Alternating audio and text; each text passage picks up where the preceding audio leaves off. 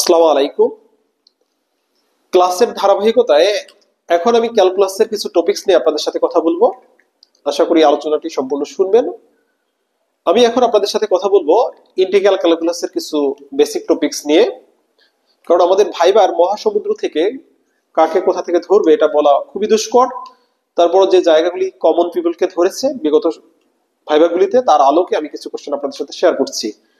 আপনাকে জিজ্ঞাসা করতে পারে যে ইন্টিগ্রাল ক্যালকুলাসের মৌলিক উপপাদ্যটা সম্পর্কে আপনি কি জানেন। যদি জানেন তাহলে বলুন যে মৌলিক উপপাদ্যটা কি। তাহলে শুনুন, মৌলিক উপপাদ্যটা কি। একটা নির্দিষ্ট ব্যবধিতে একটা ফাংশন হবে অবিচ্ছিন্ন এবং ওই ফাংশনটার যদি প্রতি অন্তরক থাকে তাহলে এটা মৌলিক উপপাদ্য সংক্রান্ত আমি একটু আলোচনা করছি। আমি একটু লিখে দিচ্ছি বিষয়টাকে, শুনুন। যদি f of x ফাংশনটি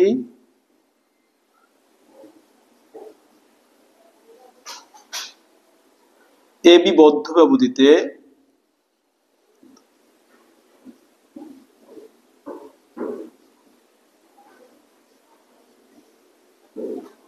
অবিচ্ছিন্ন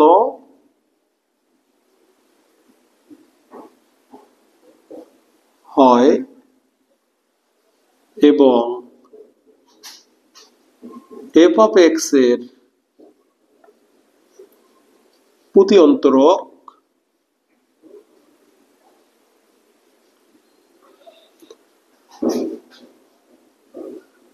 f of x হয়, তবে limit a to b f of x dx is equal to f of b minus f of a। এটা হলো ইন্টিগ্রাল ক্যালকুলাসের মৌলিক উপপাদ্য। এখন আপনাকে জিজ্ঞাসা করতে পারে যে আপনি যে এখানে একটা ইন্টিগ্রেশন লিখলেন এটা কি প্রকৃত নাকি অপ্রকৃত। এখন আপনাকে আগে জানতে হবে একটা ইন্টিগ্রাল কখন প্রকৃত হয় আর একটা ইন্টিগ্রাল কখন অপ্রকৃত হয়। মনে রাখবেন, প্রকৃত হলে লোয়ার লিমিট এবং আপার লিমিট দুটোই সসীম হবে, আর অপ্রকৃত হলে দুটোর যে কোনো একটা অসীম হবে অথবা উভয়টা অসীম হবে। আশা করি আপনারা বুঝতে পেরেছেন যে একটা নির্দিষ্ট ইন্টিগ্রেশন বা একটা লিমিটওয়ালা ইন্টিগ্রেশন কখন প্রকৃত হয় কখন অপ্রকৃত হয়। তাহলে কখন প্রকৃত হয়, যখন এর সীমাটা সসীম হয় তখন এটা প্রকৃত, আর দুইটা সীমার যে কোনো একটা সীমা অথবা উভয় সীমা যদি অসীম হয় এটাকে অপ্রকৃত ইন্টিগ্রাল বলে।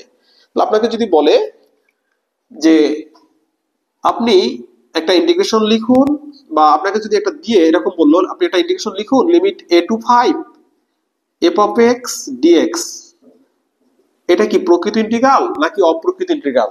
তাহলে তাকায় দেখুন, এখানে লোয়ার লিমিট এবং আপার লিমিট দুটোই সসীম, এটা প্রকৃত ইন্টিগ্রাল। আর যদি দুটোর আপনাকে লিমিটটা এটা মাইনাস ইনফিনিটি হতো এটা 5 থাকতো, তাহলে এটা অসীম হওয়াতে এইটা হয়ে গেছে অপ্রকৃত ইন্টিগ্রাল। আশা করি আপনারা প্রকৃত ইন্টিগ্রাল এবং অপ্রকৃত ইন্টিগ্রাল বুঝতে পেরেছেন। এখানে আপনাদের সমস্যা হওয়ার কথা না যে প্রকৃত ইন্টিগ্রাল কি অপ্রকৃত ইন্টিগ্রাল কি। এরপরে এই ডিফারেন্সিয়েশন ইন্টিগ্রেশনের অংশের পরে এই টুকটাক এই প্রশ্ন বা এই টাইপের প্রশ্নই আপনাদেরকে ধরতে পারে।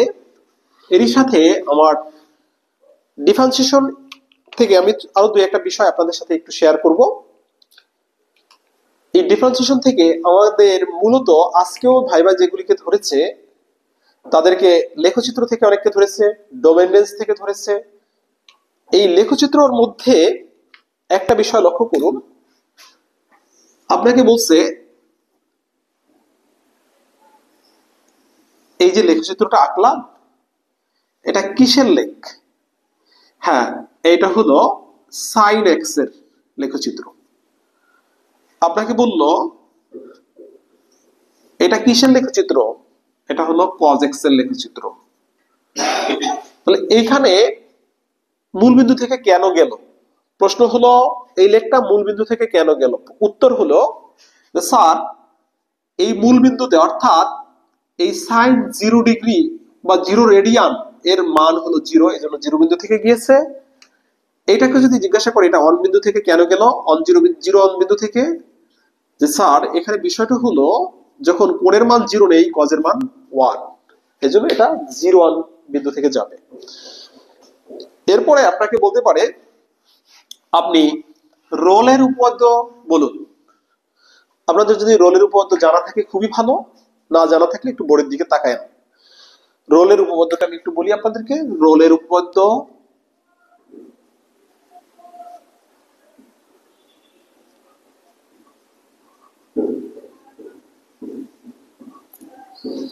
রোলের উপপাদ্যটা কি, যদি y equal to f of x ফাংশনটি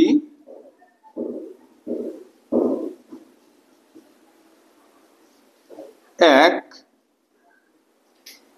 ab মধ্যব্যবধিতে অবিচ্ছিন্ন হয়,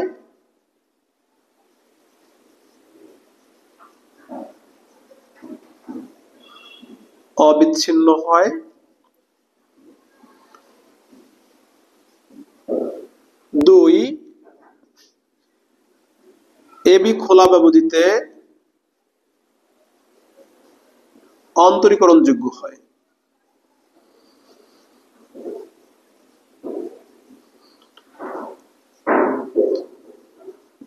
এবং number 3 f of a equal to f of b হয়, তবে কমপক্ষে এমন একটি বিন্দু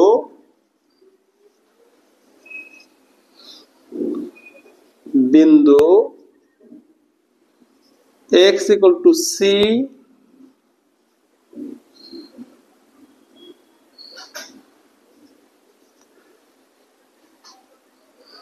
এমন একটি বিন্দু c বিদ্যমান যেখানে f derivative c is equal to 0। এটা হলো রোলের উপপাদ্য। শুনুন, রোলের উপপাদ্য কয়টা শর্ত মানে? রোলের উপপাদ্য 3টা শর্ত মানে। প্রথম কথা কি শুনুন, রোলের উপপাদ্যটা কিন্তু মুখস্থ করা খুব কঠিন কিছুই না। বিষয়টা হলো 3টা স্টেপ। একটা ব্যবধিতে হবে অবিচ্ছিন্ন, বদ্ধ ব্যবধিতে, খোলা ব্যবধিতে হবে অন্তরীকরণযোগ্য, আর দুই প্রান্ত বিন্দুতে ফাংশনের মান সমান হতে হবে। এটা যদি সমান হয় তাহলে a আর b এর মধ্যে কমপক্ষে x এর এমন একটি মান c বিদ্যমান থাকবে যে বিন্দুতে একবার ডেরিভেটিভ করলে রেজাল্ট 0 পাবো। এটা হলো রোলের উপপাদ্য। এরপর আপনাকে জিজ্ঞাসা করতে পারে গড় মান উপপাদ্য বা মধ্যমান উপপাদ্য। তাহলে মধ্যমান উপপাদ্যটা আমি একটু পাশাপাশি কম্পারিজনের জন্য লিখবো মধ্যমান উপপাদ্য। এটা গেল গড় মান। আর এখন আপনাদের জন্য আমি ছোট করে একটু মধ্যমান উপপাদ্যটা লিখে রাখি। এরপর মধ্যমান, এই টপে ছিল গড় মান, সরি এটা গড় মান না, এটা রোল, দুঃখিত, এটা হলো রোলের উপপাদ্য ছিল। এটা রোলের মতো করে খেয়ে ফেলবেন যাতে মুখস্থ করা হয়ে যায়। এরপর হলো মধ্যমান। এটা কি, এখানে এই দুটো শর্ত ঠিক থাকবে। তাহলে আমি রোলের মধ্যমান উপপাদ্য নতুন করে লিখলাম না, এই দুটো শর্ত এখানে নিয়ে আসবো। এই দুটো শর্ত থাকবে আর y এই পর্যন্ত হুবহু ঠিক থাকবে। তবে এখানে বলা হবে a ও b এর মধ্যে এমন একটি বিন্দু c বিদ্যমান থাকবে যে জন্য কি হবে, f derivative c is equal to f of b minus f of a by b minus a হবে। এটা হলো মধ্যমান উপপাদ্য। এখন আপনাকে প্রশ্ন করতে পারে যে মধ্যমান উপপাদ্য কখন রোলের উপপাদ্যে পরিণত হবে। প্রশ্ন এইটা করতে পারে, এই যে মধ্যমান আর গড় মান জিজ্ঞাসা না করে আপনাকে জিজ্ঞাসা করতে পারে যে আপনি বলুন তো মধ্যমান উপপাদ্য কখন রোলের উপপাদ্যে পরিণত হয়। তাকান, রোলের উপপাদ্য কি, একবার ডেরিভেটিভের মান 0 হবে। তাহলে এই মধ্যমান উপপাদ্য কখন রোলের উপপাদ্যে কনভার্ট হবে? তাকান, এইটার যদি লব যদি 0 হয় তাহলে f ডেরিভেটিভ c এর মানও 0 হয়ে যাবে। তাহলে আপনাকে বলতে হবে যে স্যার গড় মান উপপাদ্য রোলের উপপাদ্যে তখনই পরিণত হবে যখন F of B minus F of A is equal to 0 হবে। এটা অত্যন্ত ভাইটাল এবং অত্যন্ত ডিপের একটা কোশ্চেন।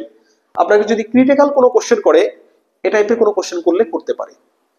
আশা করি আপনারা বুঝতে পেরেছেন এবং এইটার উপরে একটু গুরুত্ব দিবেন, কারণ এটা গতানুগতিক কোনো কোশ্চেন নয়, একটু আলাদা টাইপের কোশ্চেন। এখানে একটু আপনাদেরকে নজর দিতে হবে, এই জায়গাটা যাতে আমাদের মনে থাকে, একটু ধারণাটা স্বচ্ছ করে নেবেন।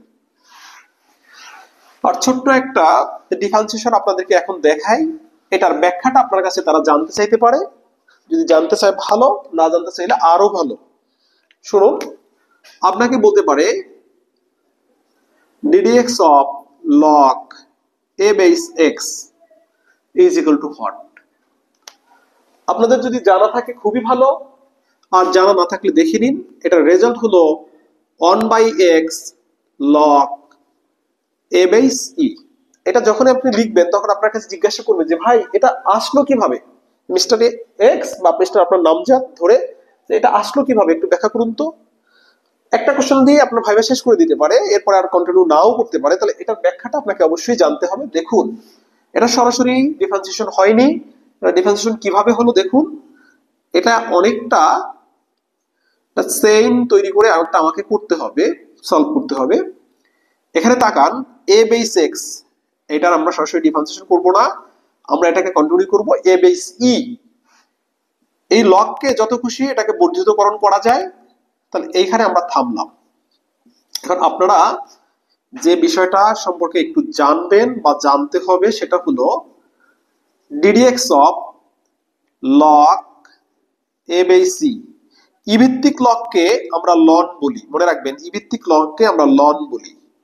তাহলে ডিফারেন্সিয়েশন দুর্ভোগকে হজম করে না, দুর্ভোগকে বের করে দেয়। তাহলে এখানে হলো log a by c ddx of ln x। আপনাদের জানা আছে ln x কে ডিফারেন্সিয়েট করলে 1/x হয়। এই ব্যাখ্যা জানতে চাইলে আশা করি আপনারা এই ব্যাখ্যাটা সুন্দর করে দিয়ে দিতে পারবেন ইনশাআল্লাহ, সমস্যা হওয়ার কথা না। আর সর্বশেষ প্রশ্ন এই ক্লাসের মধ্যে যেটা আমি আলোচনা করব সেটা শুনুন। আপনাকে যদি জিজ্ঞাসা করে ddx of c is equal to what, লিখুন। আপনি সুন্দর করে বলে দিবেন, আপনারা সবাই জানেন, আমিও জানি, যে আপনারা লিখবেন কি 0। কারণ স্যার যদি আপনাকে ব্যাখ্যা জানতে চায় যে এটা কিভাবে আসলো বলুন, তাহলে শুনুন। এটার ব্যাখ্যাটা হলো c into x to the power 0, যে sir x to the power 0 মান হলো 1।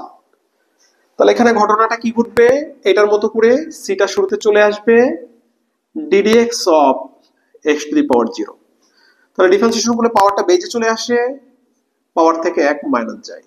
তাহলে টোটালটা ক্যালকুলেশন করলে আমরা রেজাল্ট 0 পাই। এটা হলো জিরোর ব্যাখ্যা। আশা করি আপনারা বুঝতে পারছেন। আপাতত এই ক্লাসটা এতটুকুই রাখলাম। আপনারা ভালো থাকবেন, সুস্থ থাকবেন। আল্লাহ হাফেজ।